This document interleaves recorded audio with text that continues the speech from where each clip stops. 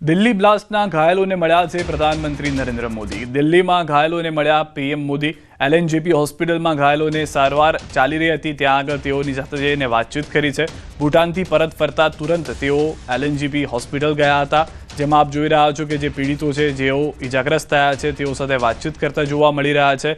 તેઓની સારવાર યોગ્ય રીતે ચાલી રહી છે કે કેમ, ઘટના કઈ રીતે ઘટી, ત્યારે ત્યાં આજે લોકો ઇજાગ્રસ્ત થયા છે ત્યાં શું કરી રહ્યા હતા, તેઓ પાસેથી પણ જાણકારી મેળવવામાં આવી રહી છે। જે સારવાર આપવામાં આવી રહી છે તેનાથી જે લોકો ઇજાગ્રસ્ત છે તે ખુશ છે અથવા તો સારવારમાં તેઓને કોઈ તકલીફ નથી, એ તમામ વાતો ખુદ પ્રધાનમંત્રી નરેન્દ્ર મોદી કરતા જોવા મળી રહ્યા છે। સાથે જ હોસ્પિટલના ઉચ્ચ અધિકારીઓ, ઉચ્ચ ડોક્ટર સાથે પણ વાતચીત કરી હતી। દિલ્હી બ્લાસ્ટ કેસ બાદ ગુજરાતમાં પણ હાઈ એલર્ટ અપાયું છે, ત્યારે સુરત પોલીસ પણ શંકાસ્પદ ગતિવિધિઓ પર બાજ નજર રાખી રહી છે। શહેર પોલીસ એઆઈ અને સીસીટીવીની મદદથી શંકાસ્પદ અને સ્વીપર સેલ પર નજર રાખી રહી છે। સ્લીપર સેલની ઉપર નજર રાખવાથી એ સ્પષ્ટ છે કે કયા કયા લોકો ક્યારે એક્ટિવેટ થાય છે। શહેરમાં પેટ્રોલિંગમાં પણ વધારો કરવામાં આવ્યો છે। તો 1100 આરોપીઓના સ્કેચ સીસીટીવીમાં અપલોડ કરાયા છે। શહેરના 1600 કેમેરામાં એઆઈ ટેકનોલોજી। હજીરા વિસ્તારમાં ખાસ નજર રખાઈ રહી છે। મરીન પોલીસ એઆઈ સીસીટીવીથી સર્વેલન્સની કામગીરી કરી રહી છે। અલગ અલગ ટીમો 24 કલાક રાખી રહી છે નજર।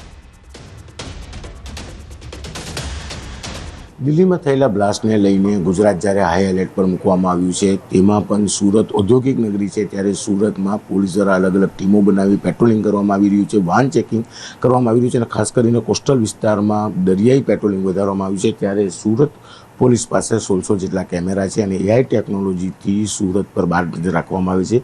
સુરતના પોલીસ કમિશનર અનુપમસિંહ ગેહલોત આપણી સાથે છે, સીધા વાત કરીએ સર। એઆઈની મદદ લેવામાં આવી રહી છે, મેન્યુઅલી તો કામ થતું હતું પણ હવે ટેકનિકલની પણ મદદ લઈને ખાસ ચેકિંગ કરવામાં આવી રહ્યું છે। અમારે કેમેરાઓમાં એઆઈ, ઘણા બધા કેમેરાઓમાં એઆઈ બેઝ કેમેરા છે, જેના માધ્યમથી અમે એક તો ફેસ રિકોગ્નિશનમાં સાથોસાથ કોઈ વસ્તુ એવા લાવારીસ કોઈ મૂકી ગયા હોય જો અમારે એક સસ્પેક્ટ તરીકે અમે લોકો જો એઆઈ કેમેરામાં રહે છે તો એના બી તુરંત અમને જાણકારી થતી રહે છે। ભીડ ભાડ જેટલા બી લોકોનો વધુ ક્રાઉડિંગ થઈ રહ્યા છે, આ વિસ્તારમાં બી એઆઈ કેમેરાઝ અમારા છે। તો આ કેમેરાના માધ્યમથી અમે લોકો અત્યારે જોઈએ છીએ કે ક્યાં કઈ પ્રકારના મૂવમેન્ટ થઈ રહ્યા છે। हमारा जो सस्पेक्ट तरीके कोई वस्तु या कोई वाहन या कोई व्यक्ति जो नज़र आता હોય, जो हमारे पास जो લોકોના કરીબ 1100થી વધુ લોકો છે જેના અમે ફેસ ઓલરેડી જો કેમેરામાં નાખેલા છીએ, જો અમારા સસ્પેક્ટ છે એના મૂવમેન્ટ કંઈ થતી હોય તો આ આપણને જાણકારી થતી રહે છે। તો આ પ્રકાર જો અત્યારે દિલ્હી બ્લાસ્ટ થયા પછી વધુ આ જ એઆઈ બેઝ કેમેરા ઉપર સુરત શહેર પોલીસ ધ્યાન રાખી રહી છે।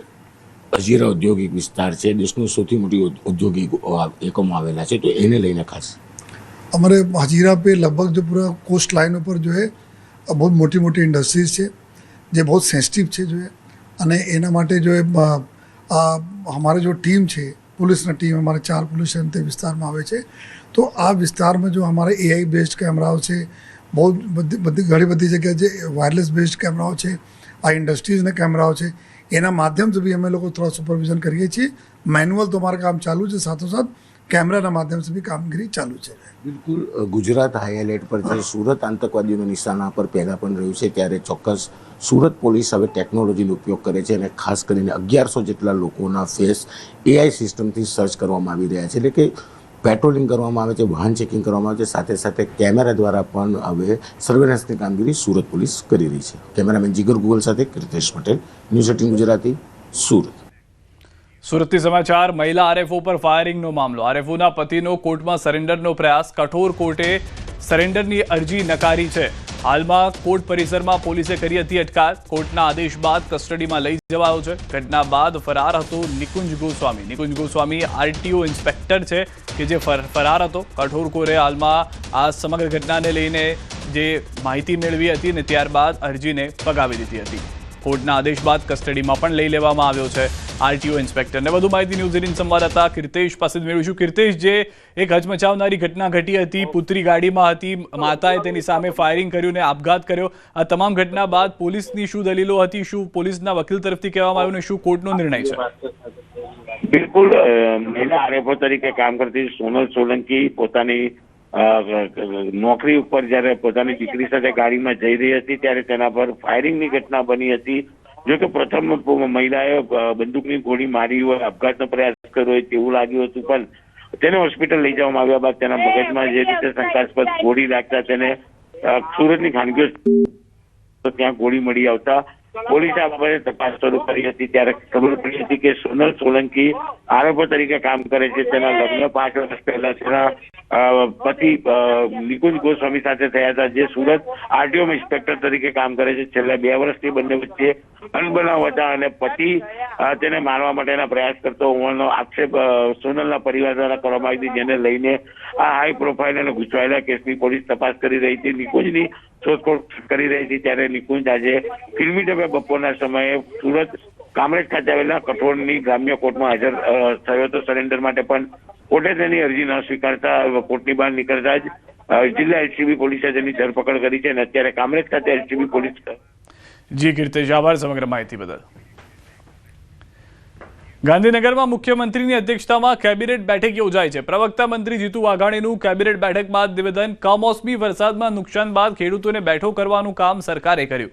સરકાર ખેડૂતો માટે ઐતિહાસિક સહાય પેકેજ જાહેર કર્યું. ખૂબ ઝડપથી જીઆર કરવાની શરૂઆત કરી છે. ટેકાના ભાવે મગફળી ખરીદવાનું કામ પૂરજોશમાં. અત્યાર સુધી 14,000થી વધુ મેટ્રિક ટન મગફળીની ખરીદી થઈ. લગભગ 10,000 કરોડનું પેકેજની સાથે સાથે 15,000 કરોડની ખરીદી પણ રાજ્યની સરકારે એ એમએસપી પ્રાઇસથી શરૂ કરી છે.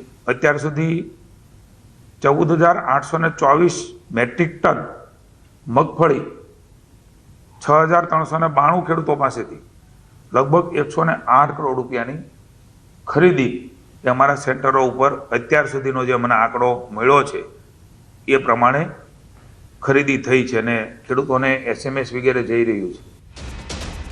કેબિનેટમાં પ્રધાનમંત્રી મોદીના ગુજરાત પ્રવાસની ચર્ચા કરાઈ. મંત્રી જીતુ વાઘાણીએ પ્રધાનમંત્રીના પ્રવાસ અંગે માહિતી આપી. પ્રધાનમંત્રી 15 નવેમ્બરે આવશે ગુજરાત પ્રવાસે. બિરસા મુંડાની જન્મ જયંતિની ઉજવણીમાં જોડાશે. 15 નવેમ્બર ગૌરવ દિનની ઉજવણી થશે. 8400 કરોડથી વધુના પ્રોજેક્ટનું લોકાર્પણ અને ખાતમુહૂર્ત કરશે.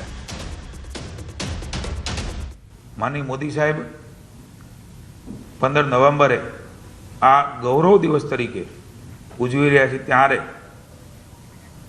બિરસા મુંડાની 150મી જન્મજયંતિ જનજાતિ ગૌરવ વર્ષની ભવ્ય ઉજવણી એમની પ્રેરણાથી થવાની છે. રાજકોટથી સમાચાર. વરસાદથી ખેડૂતોને નુકસાનનો મામલો. રાજકોટ જિલ્લા બેંકનો મહત્વનો નિર્ણય. બેંક દ્વારા ખાસ કૃષિ લોન યોજના જાહેર કરાઈ. 1 વર્ષ માટે 0% વ્યાજે લોનની જાહેરાત. હેક્ટર દીઠ 12,500ની લોન અપાશે. વધુમાં વધુ 65,000ની લોન ખેડૂતોને અપાશે.